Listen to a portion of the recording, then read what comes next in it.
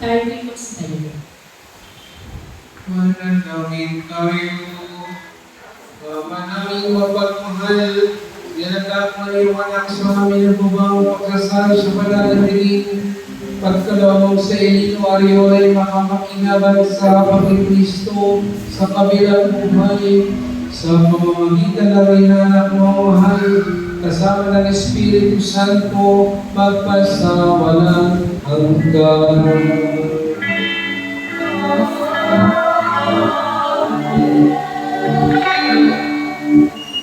Sila ito ang anak sa katawan. Sila sa going here in coffin, all the daughters, the sons, and the relatives, lumapit lang po tayo. Kaya sa huling pamamaalam at pagkakabili, yung po mga kapatid, ang pumanaw, at sila ito sa kabaw. Mga kaibigan.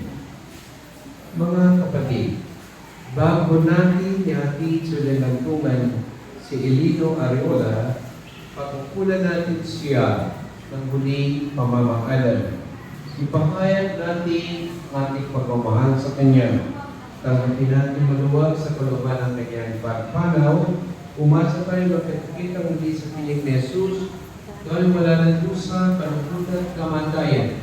Kundi ang namamayari libas ng ligay at buhay ng walang hanggan. Amen.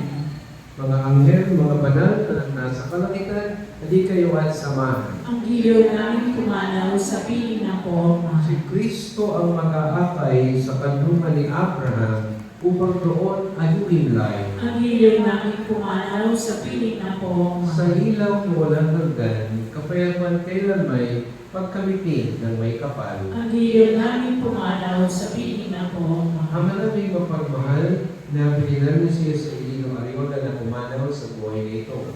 Pag mo siyang pababayaran, pabalagin mo siyang buhay sa iyong piling.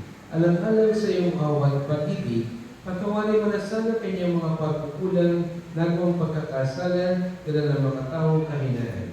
Manatili naman siyang maligay sa iyong piling, kasama na iyong anak at ng Espiritu Santo, magpasawalang hanggan. Amen. Paalam sa iyong kapatid at magulang na pumanaw, papasakiling kaluwanan kung may kapal, ang pagpapala ng Diyos ay paunin mo sa ngalan ng Ama, ng Anak, at ng Espiritu Santo. Amen. Sa paraiso, makikita muli tayo, samahan ka ng mga santo kahit na may naunang tayo nagsasama, ang lagi tayong binigaya sa piling ng Diyos Ama. Amen.